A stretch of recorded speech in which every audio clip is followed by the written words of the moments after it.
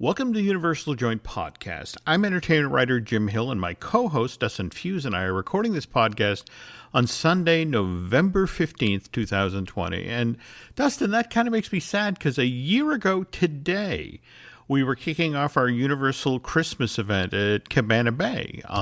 We had that dinner with the event attendees at Bay Liner Diner, and then you were the smart one. You took the group, the people who didn't want to go on the walking tour of the holiday decorations at what? We went to, Royal Pacific, and then continued to the convention center, did Sapphire Falls, and wound up at the Aventura. And we met up with your part of the group back at Sapphire Falls, and then went to the Aventura, and then went up to the rooftop bar, what is it called? The bar bistro, bar 17 bistro, and it was a little cold. It was very cold, and in fact, in hindsight, when I took the group along the walkway over to the Royal Pacific. First of all, I got to say, I was ridiculously impressed with Sharon's scooter. The fact that the battery on that thing just kept going and going and going. By the way, Sharon, hello to you and the hoodlums. And honestly, if things had gone differently this year, you and I would be at Disney Springs right now. You, me, and Shelley Valladolid. We would have, she does the I Want That podcast with me, and we would have been doing the Disney Springs thing. Tammy Whiting and her team at Storybook Destinations would have done their usual great job with the back end. And you and I you were going to lead a scavenger hunt trivia contest around Disney Springs. Mm-hmm. And I was going to tell the story of the Lake Buena Vista Shopping Village and Pleasure Island, and never built stuff like the New Orleans Square at Lake Buena Vista, or for that matter, the People Mover and the monorail system that was supposed to bring guests over from Epcot right to the shopping village. But okay. But instead, we're stuck at home in 55-degry weather in torrential downpours. So welcome to 2020. Yeah. Now, I don't know if you saw the news earlier this week. Professor Ugur Sahin, who's the co-founder of Biotech, they're the company who's working with Pfizer on the COVID-19 vaccine. Mm-hmm. And remember, they announced that breakthrough earlier this week that, that supposedly, 90% of the people who take this thing will be cured. So he's saying that life could be back to normal by next year if enough people take this vaccine. And now, mind you, he's talking winter of next year. So, who knows? Maybe we will actually finally get to do the Disney Springs thing in November of 2021. What kind of concerns me is Mark, who, has been to all of the Jim Hill Media podcast events. Nancy was just telling me that Mark just tweeted from Disney Springs to the effect of, well, I'm here. Where's Jim? Where do we meet up? And it's like, dear God, I hope he's joking. It's like, that's so funny. All right. Anyway, okay, we should get on the news here. So speaking of the news, news portion of the show is brought to you by Storybook Destination, trusted travel partner of the Universal Joint Podcast. If you're ready to travel again or looking for a worry-free travel experience, book online at StorybookDestinations.com. So, okay, you were saying 2020, and again, so, we just come out of a highly unusual Halloween Horror Nights. We're now headed into, in fact, just this past Friday, it was Saturday, the 14th, that Holidays at Universal Orlando officially got underway, right? Yeah, and it's Universal Studios Orlando, or Universal Studios Florida, mixed in with Islands of Adventure, and a little bit out in City Walk. But it looks like there are activities and experiences in both the main theme parks, and it's a lot of random stuff. But when you put them together, it looks like a fully fleshed out event. But that said, I think it kind of sums up Forgive me for saying this in a nutshell. But the fact that the mechanical squirrel that's inside of the Christmas tree at Universal Studios, Florida. In fact, he supposedly a tribute to what is it? The squirrel in the tree from National Lampoon's Christmas Vacation from '89. Yeah, Earl the squirrel. Earl the squirrel. Well, if you're paying attention to the squirrel or the tree and watch Earl the squirrel pop out on his kind of intermittent schedule, Earl this year is wearing a teeny tiny mask, so it's like even Earl has been impacted by COVID-19. But anyway, directly across the street from that beautiful tree is, of course, the tribute store, which in this past year we've seen go from a Mardi Gras themed tribute store to a Halloween horror tribute store. A lot of paying attention to the 30th anniversary of that hard ticket. And now we have the Christmas, or the holiday themed one. And for me, again, I'm the old fart here on the show, and I can't help but remember that this exact space at Universal Studios Florida back in, what was this, 89? This was where the Universal Islands of Adventure, 99, not 89. The first park wasn't even there yet. Yeah. But in 99. This is where the preview center was. You used to be able to go inside, and they had individual rooms that told you about Marvel Superhero Island and Seuss's Landing and the like. And the interesting thing is, you went from room to room to get your passport stamped. Right now, it's a very different look. Dustin, can you talk about that? Yeah, so you walk into the tribute store and there's a big giant nutcracker, which is always scary for me because I know as soon as the sun goes down, that nutcracker comes alive. I've seen those horror movies way too many times. But the idea is that when you walk in, you're stepping into a holiday experience that, they can control the ambiance, control everything. But it's about the details. And what I loved is when you first walk in, there's a foyer with almost like a holiday workshop. You can see Santa's toys coming to life. They have like a paint apron and some really interesting looking blocks. Now, if you look really closely at these blocks, they actually come in and showcase that I think one of them is in the shape of a lighthouse, which is Islands of Adventure. The other one, if you look really closely and squint your eye just a little bit to the left, you can see that it's a volcano of Volcano Bay. And then there's another one that actually depicts the arches from Universal Studios Florida. So really cool little details. The first store that you go into is just packed with nutcrackers. Yeah, well, again, they actually, you walk under a sign for the Weihnachtsmarkt, which translation is a German Christmas market. It's we have friends, the Cravens, who are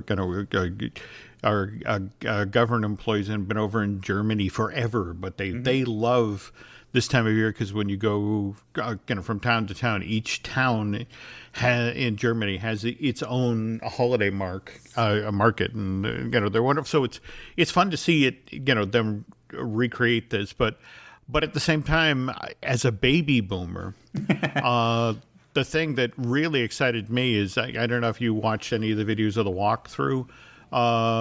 They have in two of the rooms they have Mold-O-Rama machines. Are you familiar with these things? Yeah, we actually discussed it on our Halloween Horror Nights tribute store video because they had the pumpkins, and I believe they also had Frankenstein recalibrated from these machines. Wow. Okay. Because, again, I'm really dating myself here, but my first experience with the Mold-O-Rama machine was that for the 1964-1965 New York World's Fair, the Sinclair Gasoline Company created these full-size recreation of dinosaurs out of fiberglass, and they had a walkthrough exhibit at the fair. But when the fair closed in the fall of '65, what they decided to do is they took these dinosaurs, they put them on flatbed trucks, and drove them around the United States. And, in fact, what's really weird, I guess you could probably go on YouTube and catch this, but you can see in the 1966 Macy's Thanksgiving Day Parade, the broadcast, they actually rolled these things on their flatbed truck, made the turn right there in Herald Square and came up 34th Street. But anyway, as a very small boy, my dad and mom took me and my brothers to go see these dinosaurs, and they started their tour actually in Boston at the North Shore Shopping Plaza in Peabody, Massachusetts.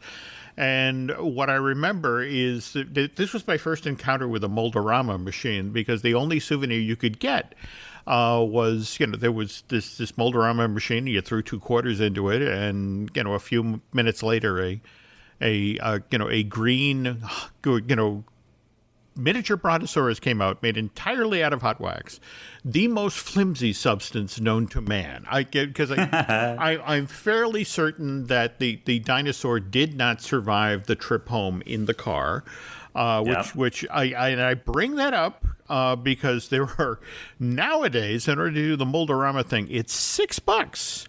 All right. And, that same thing, that some parent is going to, put $6 into the machine. And I guess the 2 choices for the holiday tribute store, there's a Santa and a snowman.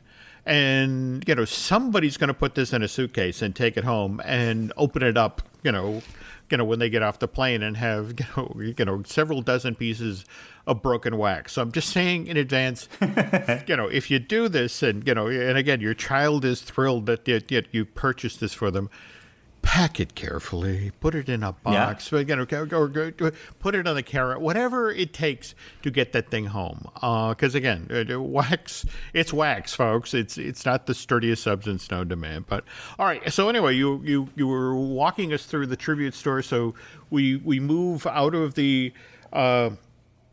German holiday market, and we're now in a Grinch theme space. Is that correct?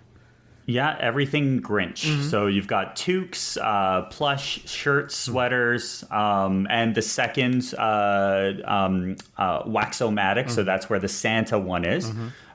They also have a lot of, various merchandise that you can see everywhere. They've got all the glow-in-the-dark necklaces and everything like that. It's all there.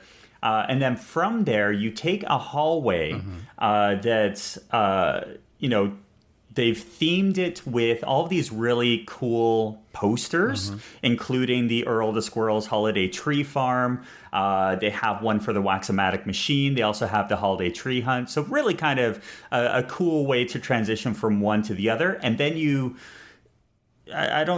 walk into a room that's Harry Potter themed.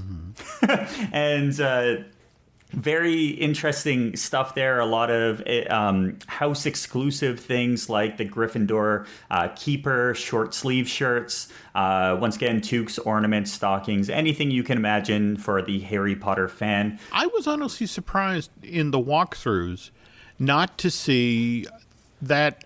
I don't know if you remember over in Diagon Alley, I forget the store that sold this, but they actually had a recreation of that sweater, that hand-knit sweater that Mrs. Weasley made for Harry for his very first Christmas at Hogwarts when Ron stayed with him. And interesting. And it was one of these things where it was one of those, I very rarely cave and buy merch for myself, but it was so obviously, again, in the style of the thing in the film, and Mrs. Weasley is a lovely woman, but not all that skilled with knitting. So it was like, kind of rough. And it was just sort of like, but I came within inches of buying it because it's like, oh, this is cool. And only somebody who really, really knows the films or that sort of thing would get it. but it didn't spring for it. So again, I was kind of hoping to see it turn up here, and now it makes me. Is it Madame Pomfrey's, the costume store? It was either that or at the Weasleys. Because I know right on the other side of the Weasleys is where they have all the random clothing. Got it. Okay. So I'll have to check for that the next time around. All right. So anyway, we continue. We exit Harry Potter Land, and then where are we now? We go to get a snack. Mm-hmm. There are food carts and booths in an area that lots of opportunities to part with your money, including we've got the. Let's see here. They've got sticky buns for $4.50, a roasted cinnamon sugared nuts for $6, Earl's delicious holiday gummy lights. They've also got some drinks, so the holiday hot chocolate, which is $5.49, and then Earl's Nutty Nog, which is $6 and then $10.50 with alcohol. Okay, we should also point out that this is. We've entered the space now that's Earl's Tree Farm. Is that correct? Yes. So, I mean, I think for, I think they make the smart, choices for retail opportunities here. Mm-hmm. And I'd sadly, though, again, as a diabetic, a lot of this is look but don't touch. But some of it, I mean, it really is... a real credit to executive chef Steve Jason and his team, because did you see, for example, the reindeer brownie? Now, that's on sale in the Tribute Store, along with I guess it's over at the Crescent Moon Bakery, which is in the Ports of Call over at Islands of Adventure. Did you see that or? Oh, yeah. I wanted to go through my computer and pick it up. And, that with a butterbeer could go really well. Oh, my God. That's a lot of sugar. Well, speaking of which, what's kind of interesting, the reindeer brownie is actually vegan. Mm-hmm. Very playful tribute to Rudolph. It's just picture, folks, a brownie square that has candy cane antlers, a little red M&M for a nose, and if you know, to look at the photos, there's a holiday appropriate little white snowflake in the middle of the red M&M. And then what is it? The brownie is iced first with milk chocolate frosting, and then dark chocolate is piped in to on top of the milk chocolate frosting to create the reindeer's eyes, the eyelashes, and the smile. Very clever snack. Do we have a price point on that one, or? I've asked if I can get the frequent flyer discount, but yeah, I don't have it in front of me. But if you give me a couple of seconds, I can find it. All right. Well, we also have, now you mentioned the hot chocolate. We have the hot chocolate bomb, which it's Universal, wants to talk this up. It's hot cocoa taken to the next level. I guess it's Italian hot chocolate, which comes with its own milk chocolate ornament. When you place the white chocolate ornament in the hot chocolate, it then melts and releases this mound of mini marshmallows. And again, this is an offering at Earl the Squirrel. I think you were mentioning a price point earlier. Yeah, that one, $5.49. There we go. Okay. As we continue into the park, and again, remember, before we get to Christmas, we have Thanksgiving, and Central Park Crepes is offering a Thanksgiving dinner crepe, and basically what this is turkey meat with cranberry stuffing, a little gravy drizzled on it, and then some cornbread croutons on the top. That's served in a crepe that's now been made into a cone shape. Here it's delicious. The one caveat, though, is Central Park Crepes opened in the Central Park section of Universal Studios back in August of this year. It's listed as a quick service restaurant, and the one knock I've heard over and over and over again about Central Park Crepes is it's a very tiny facility.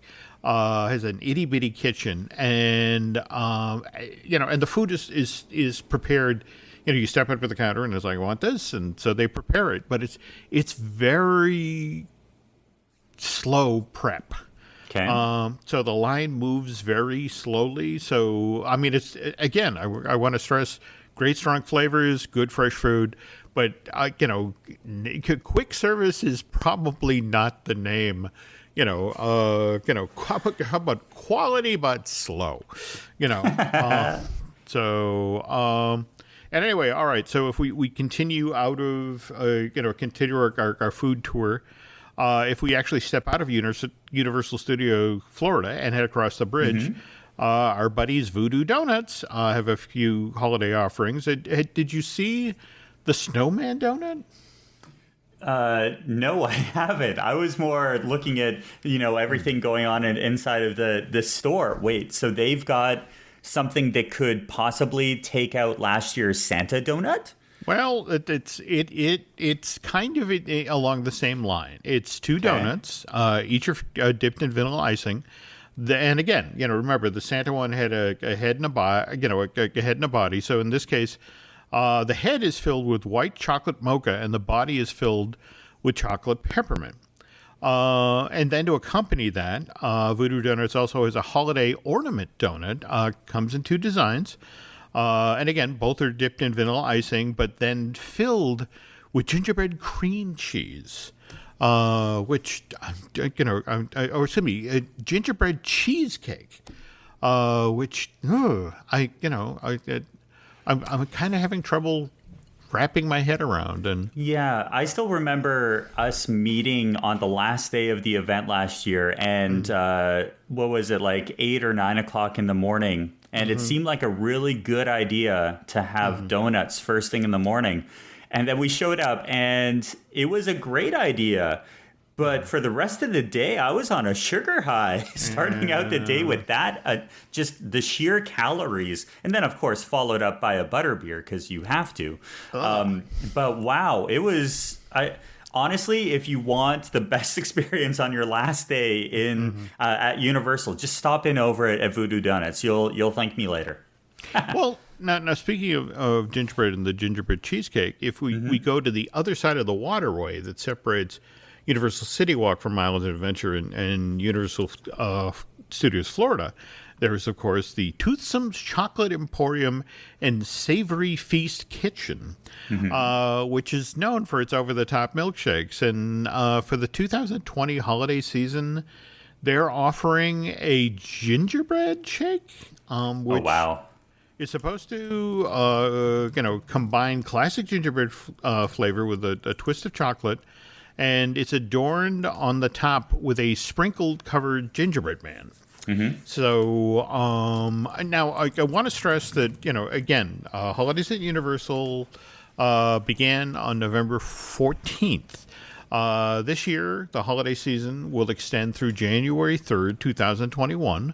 And as you wander around the property, there are all sorts of crazy good treats to find. We've got gingerbread whoopie pies. We've got cookie dough cones, and I don't know if you've seen the Christmas tree stacks where they do the I think it's a shortbread cookie with a green frosting in the middle, but they're in diminished sizes. So they're stacked. I want to say 3 or 4 on top of one another, but you get the Christmas tree shape. But again, I want to stress here, folks, that you do have to, you got to put in the miles here, because there are places. Yes, there's a number of items that are offered in the tribute store, but at the same time, for example, you can only go to the Today Cafe. That's one of the only places out of 2, I want to say, where you can get the chocolate peppermint mousse ornament that's sold at the parks. But weren't you mentioning that there's also Universal is trying to make it easy for foodies? For foodies, they are offering the holiday treat trail.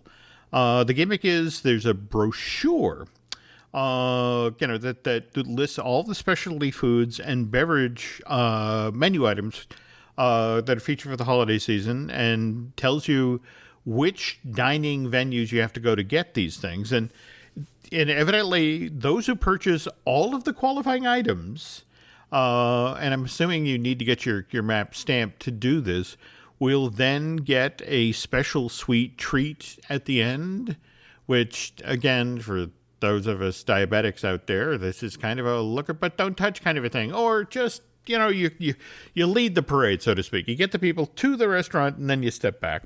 But exactly. And that's something that Universal has also done with their holiday tree hunt that we're going to be talking about in a little bit. Universal's really good at having people walk around their parks to get in their steps. Well, and trust me, if you're eating voodoo donuts, you definitely need to get in your steps. All right, let's see. Speaking of steps, again, sometimes it can be a bit of a schlep to get from Universal Studios Florida over to Island Adventure, and our good buddy BioReconstruct reached out today, wanted to make people aware that this weekend. And I guess going forward on typically busy weekends during holidays at Universal, what they're doing is they're opening that walkway between Universal Studios Florida and Islands of Adventure. Now, those of you who haven't ever made use of this byway before, what is it? You have to basically go in the production corridor to Despicable Me Minion Mayhem. And then you head in the direction of the Blue Man Group Theater, which is right behind there. But normally there's a fence that's locked up, a gate that's shut, but it'll be open at this point. And what you do is you can walk through there, go past the Blue Man Group Theater, and then when you come out on the other side, you're suddenly in Seuss Landing over at Islands of Adventure. And it really is a great help this time of year. Because otherwise, in order to get over to Islands, you have to actually exit the park, walk along that waterway next to Toothsome's, then go and then literally go through the the front entrance complex. Your only other choice is to walk to the very back of the park to Diagon Alley and then get on the Hogwarts Express. But again, that the downside of that is that drops you off at Hogsmeade Village.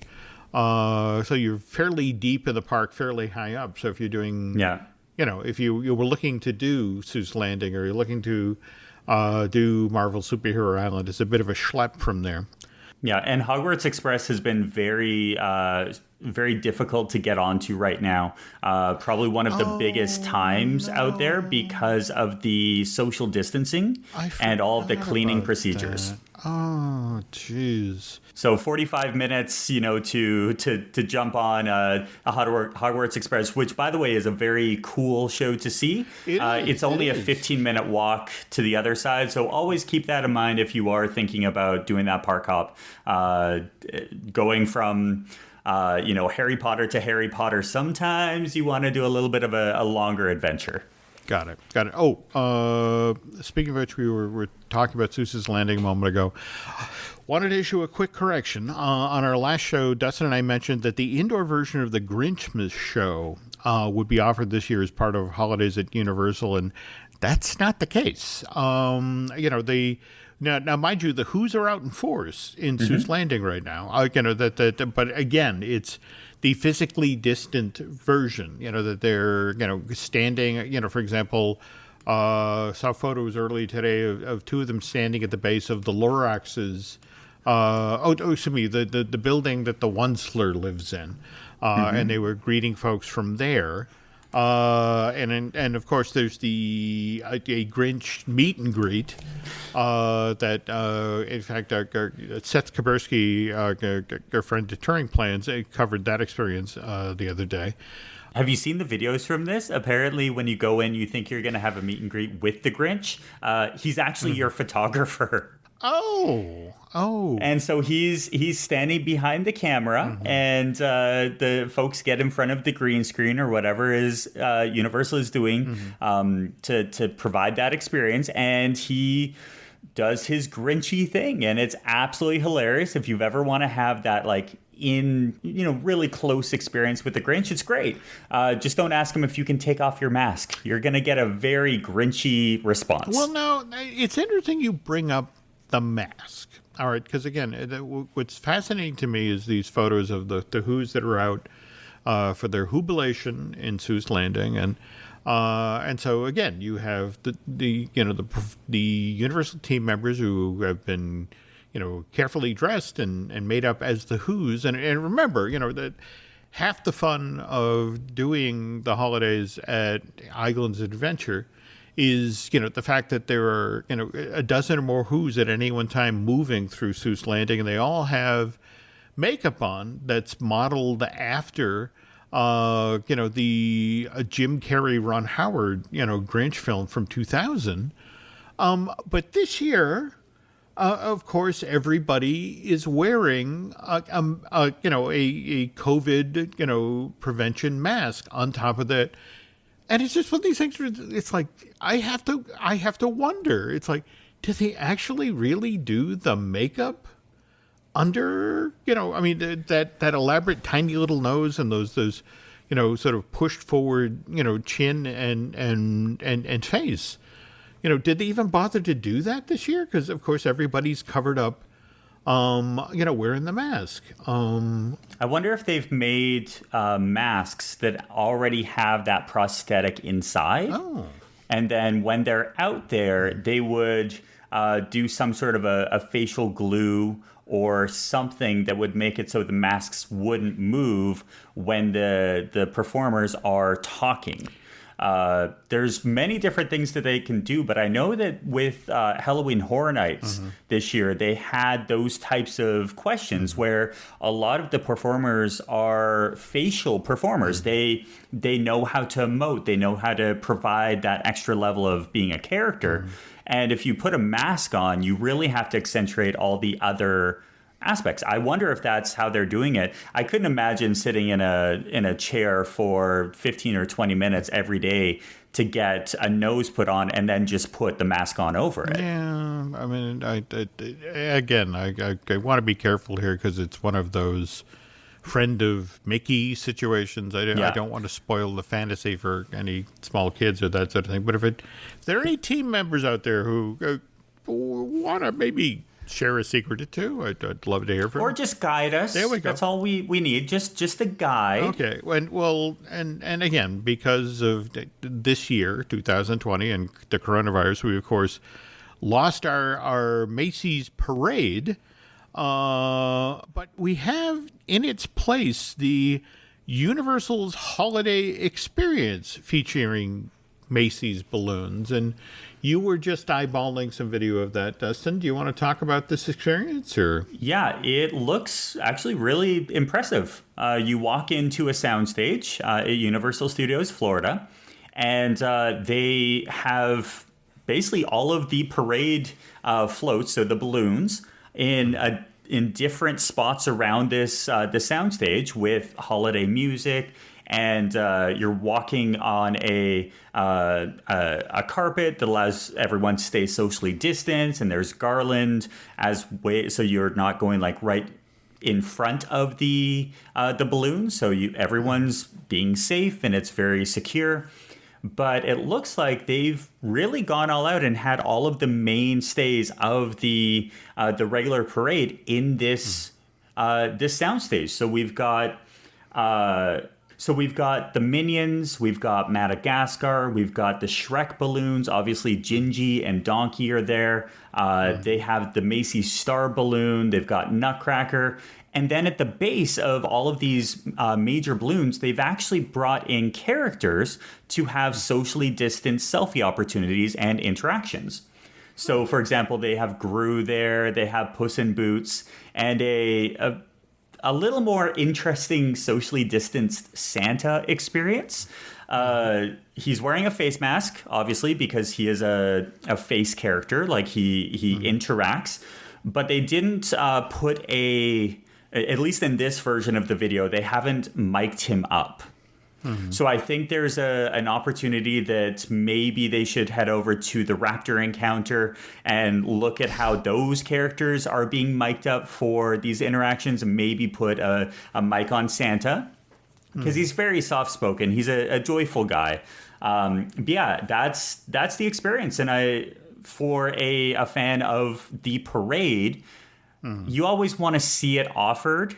And we were worried that they weren't even going to be able to do anything with the balloons this year. This was a great opportunity for them to, still have people see these giant works of art. Well, that's great to hear. I'll have to go check out that video.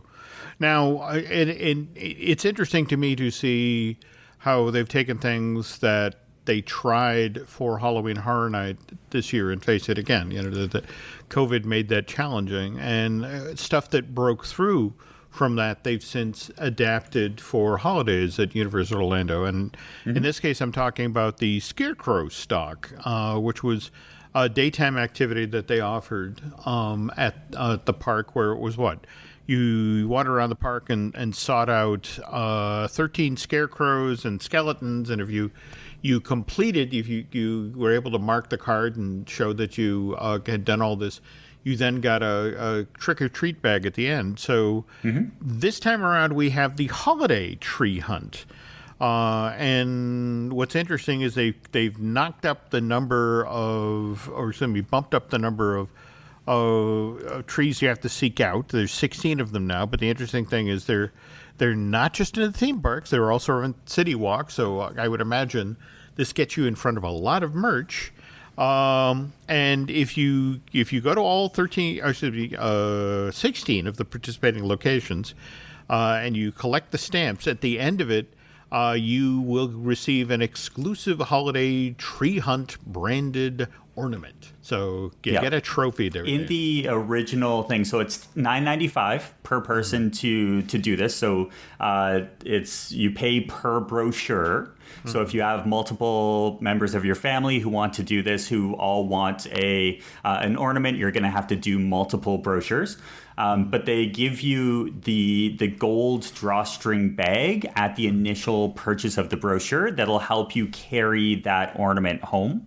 Oh. And yeah, as you were saying, there's 16 locations all over the place. If you love the holiday tree trail at Disney Springs, you'll love the attention to detail that Universal Creative have put into their tree hunt. It's awesome. You have locations from the Men in Black gear shop, where they put, the tree topper is a UFO. They have SpongeBob Store Pants and the Tribute Store, and all over the place at the Universal Studio Store City Walk, which maybe soon we'll be able to talk about something going on at the Universal Studio Store City Walk with some construction news. But yeah, and then you get to go over to Twosome's Chocolate Emporium, and it's just a fun way to get out and see some of these locations, and just, it's the creative side of this. I love it. If you are a fan of Christmas trees and you want ideas for when you go home, stop in, because the Harry Potter themed tree at the Island Market and Export Candy Shop has Quidditch inside of it. So they've put pads and all the houses. It's a really cool thing. And just go and have some fun. If you're in the parks, if you're able to get down there, might as well have some fun. Well, you talked about Quidditch, and obviously the one area we haven't talked about at length now for the holidays of Universal is the Wizarding World, and we're going to get to that, folks, I promise, in the second half of today's show. This episode is brought to you by LifeLock. It's Cybersecurity Awareness Month, and LifeLock has tips to protect your identity. Use strong passwords, set up multi-factor authentication, report phishing, and update the software on your devices. And for comprehensive identity protection, let LifeLock alert you to suspicious uses of your personal information. LifeLock also fixes identity theft, guaranteed or your money back. Stay smart, safe, and protected with a 30-day free trial at LifeLock.com/podcast. Terms apply. Rain-X wipers are the #1 wiper blades in America. That means all kinds of drivers choose Rain-X. Big drivers in small cars choose Rain-X. Small drivers in big cars choose Rain-X. Drivers with long hair and short commutes choose Rain-X. Drivers with short hair and long commutes choose Rain-X. Drivers with pets on board, babies on board, and bored babies on board choose Rain-X. Basically, drivers who love a clear view of the road all choose Rain-X wipers, the #1 wiper blades in America. Introducing Meta Ray-Ban Display, the world's most advanced AI glasses. With a full color display built into the lens of the glasses, it's there when you need it and gone when you don't. Send and receive messages, translate or caption live conversations, collaborate with Meta AI, and more. Be one of the first to try Meta Ray-Ban Display. Visit meta.com/Meta Ray-Ban Display to book a demo and find your pair. Okay, and we're back. A couple of quick things, Dustin, before we get to the Wizarding World of Harry Potter. Just today, a friend of the show, BioReconstruct, got a picture of the Osprey, which we've talked about at length on other Universal Joint podcasts, but evidently she's back to building a nest at the top of the track for Jurassic World, Velocicoaster. And I was joking with BioReconstruct earlier today that given the number of pictures that she's taken of, this Osprey, I'm kind of waiting for her to get hit with a restraining order from this raptor.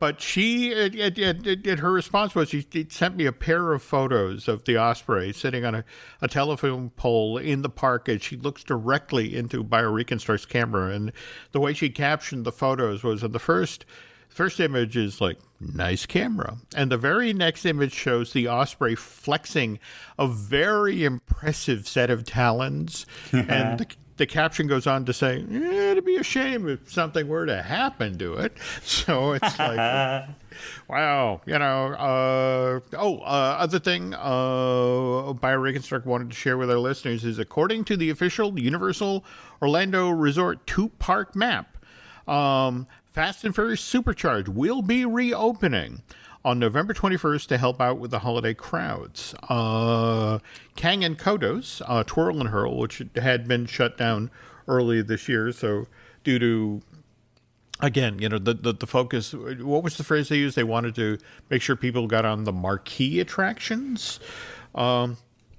But yeah, Kang and Kodos reopened just this past weekend, supposedly to help deal with capacity at the park. I'm interested about the definition of people eater with the capacity of Fast and Furious Supercharged, because I don't think that's really high priority for a lot of folks who are going to Universal Studios Florida. Kang and Kodos, though, that is huge. Yeah.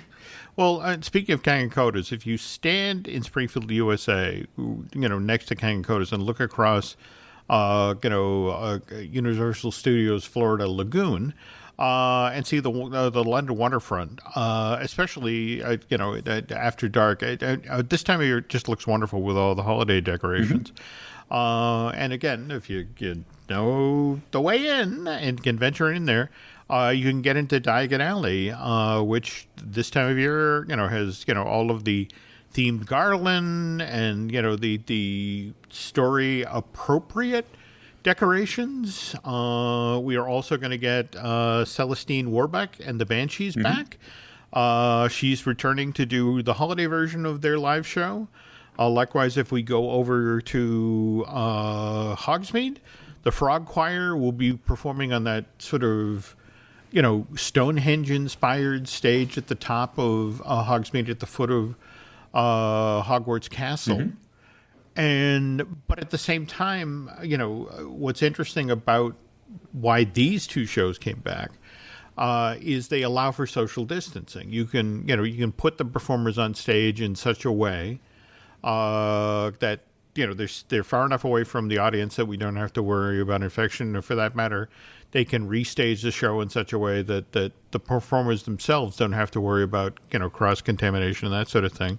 But you noticed something very interesting about the holiday lights on Hogwarts Castle show. Can you talk about that? Yeah, so the projection mapping that goes on to Hogwarts Castle, traditionally, last year when we were at our event, we met up right in front of the castle, and it was an incredible experience. They had fireworks, they had a really cool score, and obviously they had projection mapped the castle, which meant that they could have that as a living screen.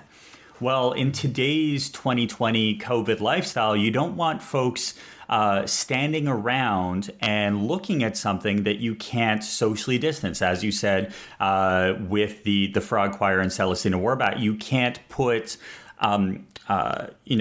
stickers on the ground at nighttime because no one can see them. So what they did was they've still mapped out the Hogwarts, and they've put an image up on the castle, but the only way that I can describe it from videos that I've seen so far, please keep in mind that I am in Toronto. There is no way that we're able to get down there anytime soon due to border issues and all this other stuff. So I'm taking everything that I see from friends, colleagues, and other fans who are in the parks. They've put up a static image on the castle, which basically means that they still have that holiday feel on the castle, but people aren't stopping and spending a lot of time there. So it was a very interesting thing, but the details in this image are brilliant, and you can see many videos up on YouTube. Very short videos because they really don't have to spend 10 or 15 minutes showing the experience. But it's definitely a cool thing to check out. Yeah, but again, you face it, when you come to the Wizarding World, it's all about the details. And, JK was very, very, very protective of that world. I mean, for example, that's why, for example, if you're in Diagon Alley or if you're in Hogsmeade, this is the one place in the park where you can't get a Coke or a Pepsi or a Sprite or that sort of thing. Because again, in the Wizarding World, those beverages don't exist. And because again, the notion was it would take you out of, the carefully constructed fantasy world that Rowling had created in the books and Warner Brothers had created with the Harry Potter films. Speaking of which, though, that's another thing that's kind of intriguing, at least from a theme park point of view, is that another thing you will not find in Hogsmeade or Diagon Alley is a pressed penny machine, which, by the way, a huge revenue stream for the parks.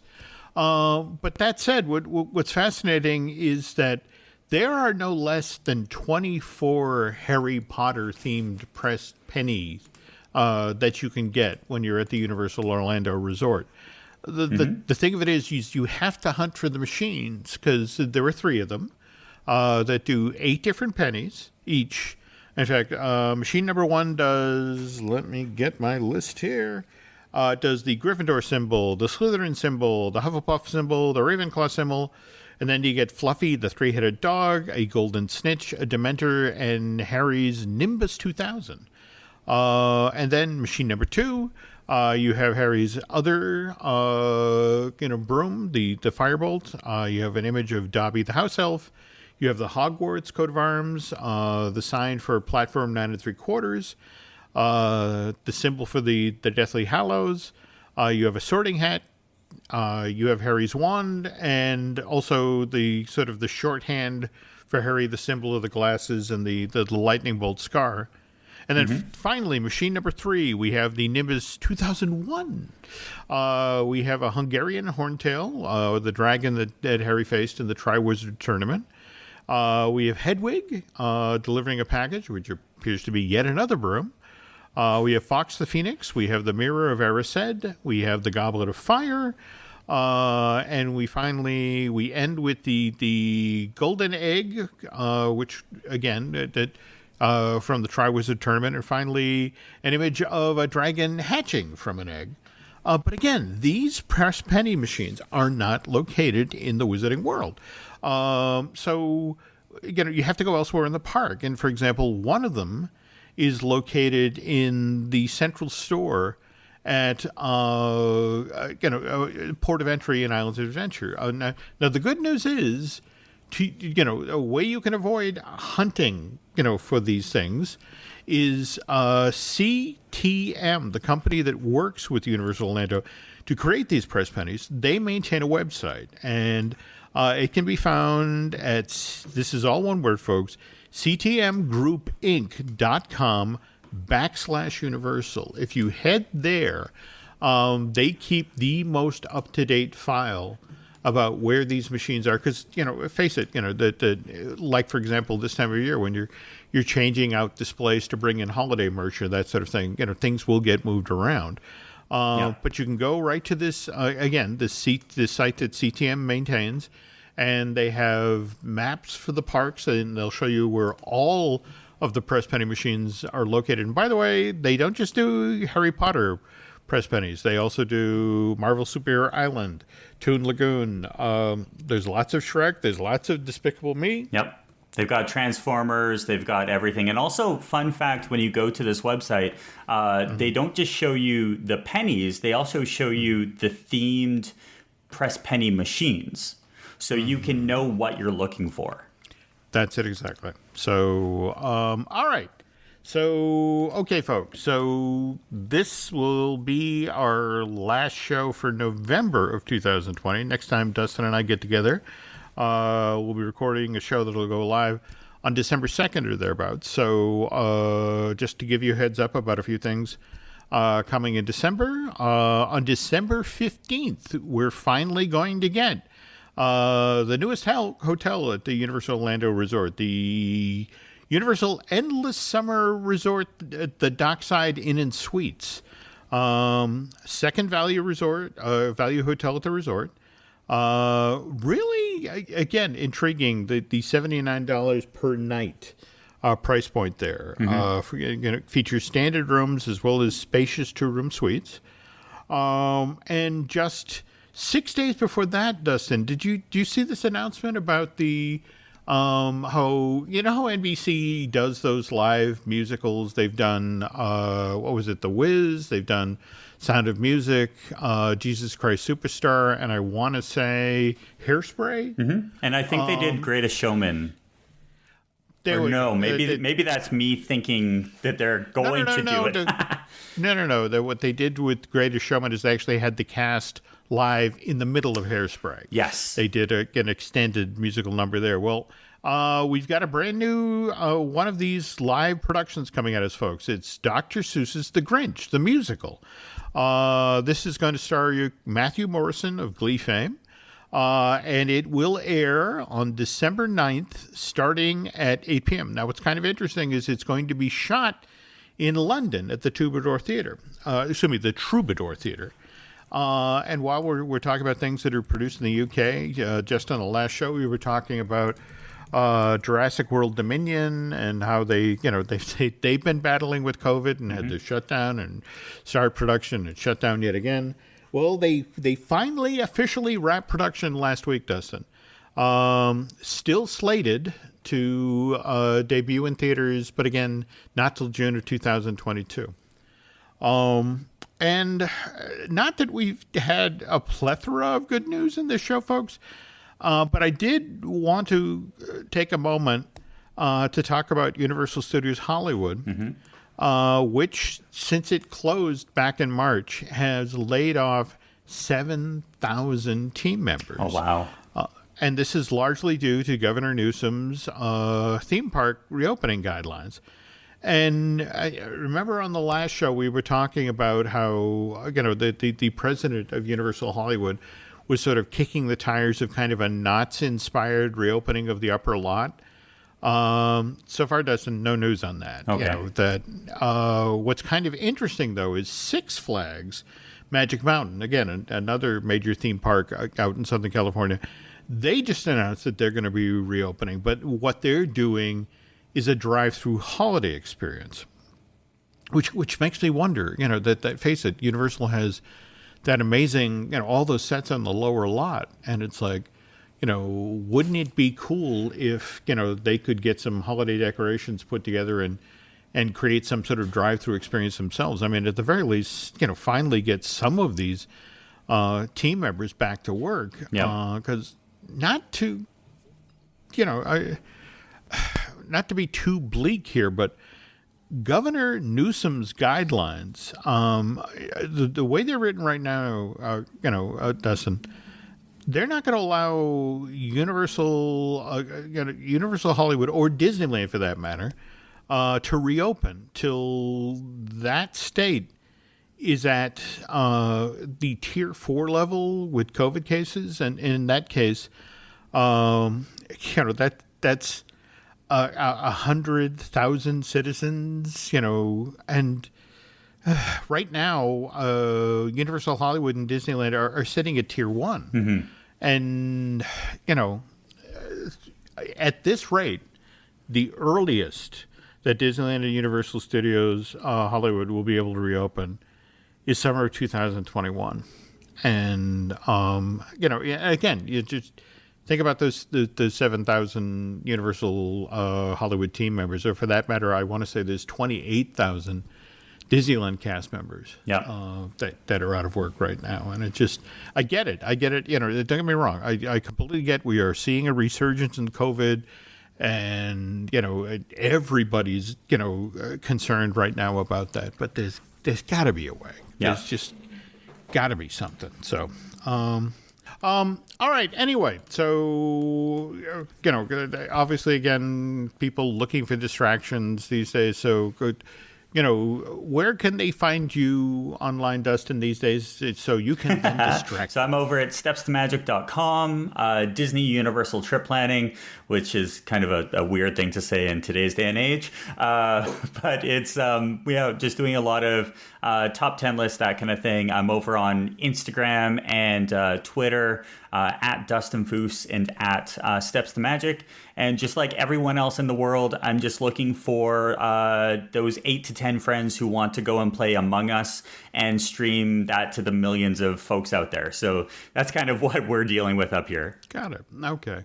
Well, again, and if you're looking for other distractions, we have a bunch of other podcasts here at the Jim Hill Media Podcast Network.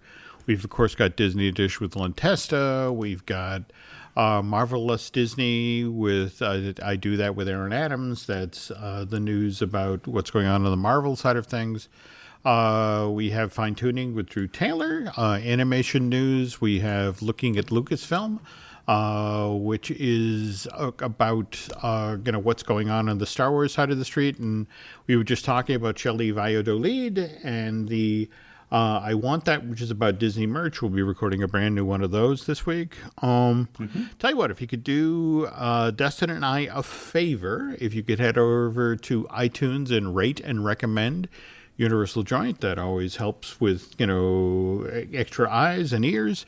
If you really like what you heard here today, if you want to head over to Bandcamp and subscribe, that would be helpful. And Nancy would like me to remind you that you can find us at Twitter and Instagram as Jim Hill Media, and over on Facebook as Jim Hill Media News. And I guess that's going to do it for this week's, folks. Thanks again for listening. And like we said, if there's a Universal team member who wants to sort of spill the beans as to what's going on with the Who's and their masks, we'd love to hear about that. But until then, we'll be back with a new show in early December.